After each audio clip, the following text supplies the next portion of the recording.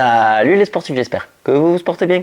Qu'il fasse beau, qu'il fasse gris, qu'il fasse chaud, qu'il fasse froid. Le sport doit être là.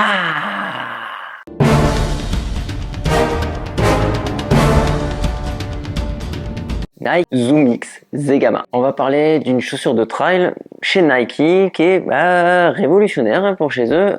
Révolutionnaire pas pour la technologie parce que ça fait un petit moment que vous connaissez les Vaporfly de chez eux avec tout le blabla et le carbone qui va avec. Cette technologie commence à envahir le côté trail et c'est pas une mauvaise chose. Et je dirais même mieux, sur cette Zegama, ça commence à être vraiment abouti. Je commence par son nom. Ça n'a pas été choisi au hasard parce qu'en fait c'est le nom d'un trail assez célèbre qui est en Espagne. Donc bon, on commence à faire un petit peu comme toute la concurrence, utiliser les noms des courses pour nommer les chaussures. Bon, en tout cas, c'est un trail où ça va très très vite, où un certain Kilian Jornet est le maître absolu là-bas. Les bases sont posées, on passe côté style. J'ai envie de parler de style parce que quand c'est Nike, je commence souvent par ça. Elle est belle, ouais, c'est mon avis perso, moi je l'ai pris coloré. J'en profite pour dire que cette vidéo n'est pas sponsorisée, j'ai acheté ces chaussures chez Nike directement. Je me suis fait alléger de 160 €, prix par rapport au marché, je vais dire moyen, c'est la nouvelle moyenne, 150, 160 €. T'as une chaussure de running maintenant, en dessous on commence à être sur la fourchette basse, voilà.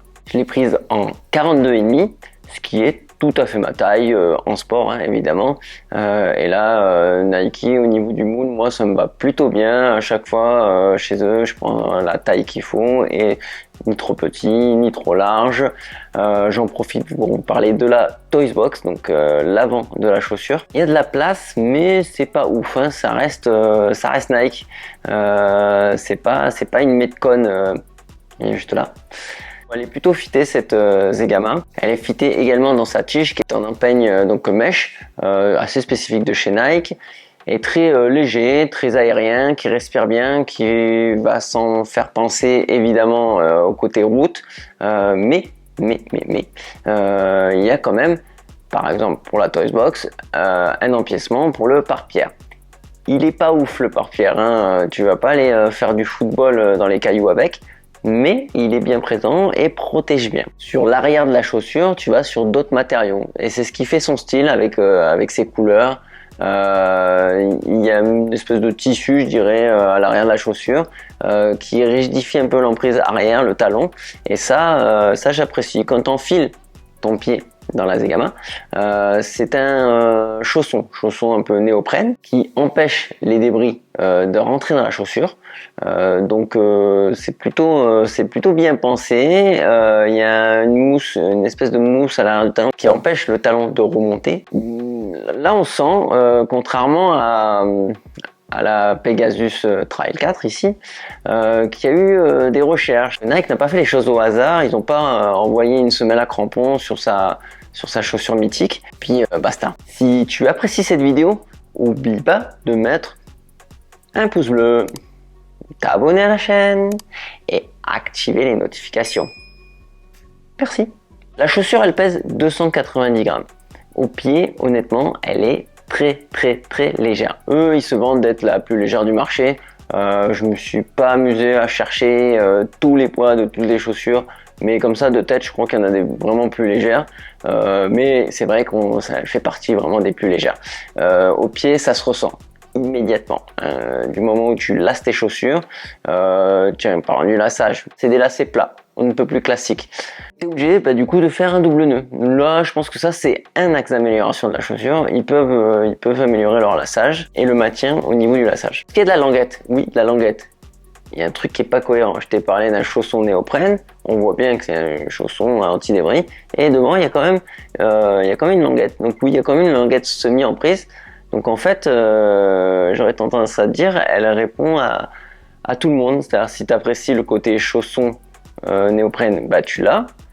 D'un côté, quand tu aimes bien la languette qui bouge un petit peu en fonction de ta cheville, etc., tu l'as aussi, mais elle s'en va pas, elle bouge pas, elle bronche pas et elle se sent pas. Donc beau travail sur ce sujet. On va attaquer un autre sujet, le stack. 33 mm à l'avant, 37 mm à l'arrière. ce qui nous fait un drop de 4 mm.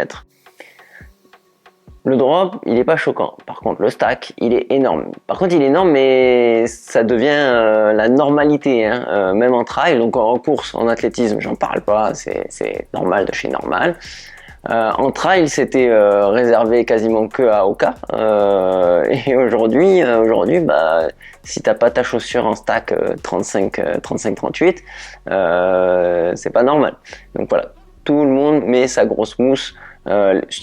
Super légère, mais tout le monde met sa grosse mousse maintenant, c'est la base. Donc, puisque je te parle de mousse, je te parle forcément de la semelle intermédiaire, la Zoom X. Ils ont mis la Zoom X en trail, et oui, ça y est, on y est.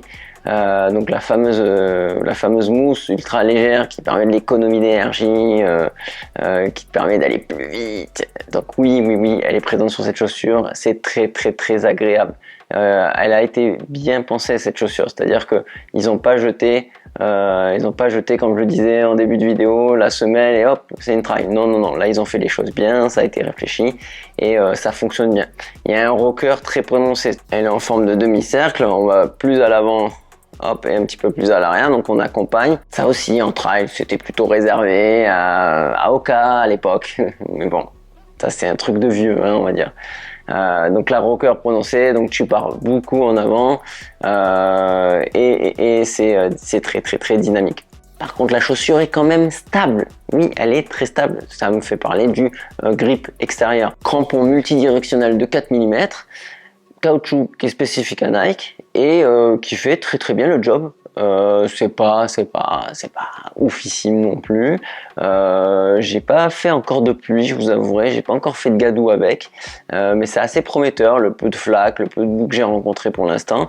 J'ai fait une centaine de kilomètres avec. Je vais aller sur un ultra avec, comme ça je pourrais vous faire des retours, je vous le mettrai en commentaire s'il y a quelque chose qui change d'ici là. Donc je compte aller sur l'UTAT et faire une centaine de kilomètres avec. Donc comme tu l'as compris, je vais faire un ultra avec. Si je fais un ultra avec, ça veut dire que c'est une chaussure pour l'ultra? Bah pas forcément, franchement. Celle-ci, elle est vraiment destinée à, je dirais, toutes les distances. Ouais, elle est plutôt polyvalente. Tu vas pouvoir autant aller sur le court parce qu'elle est du coup très légère et à la fois elle est très confortable avec ses fameuses mousses. C'est le futur, je pense, de la chaussure maintenant, hein. Elles sont plutôt polyvalentes puisque elles sont capables un petit peu de tout faire. Je t'ai pas parlé de la semelle de propreté, et oui, qui va sans m'en rappeler une chaussure là, qui est ici. La semelle de propreté est collée.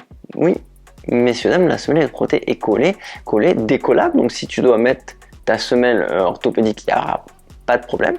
Par contre, si t'as pas à y toucher, c'est cool parce qu'elle bronche pas.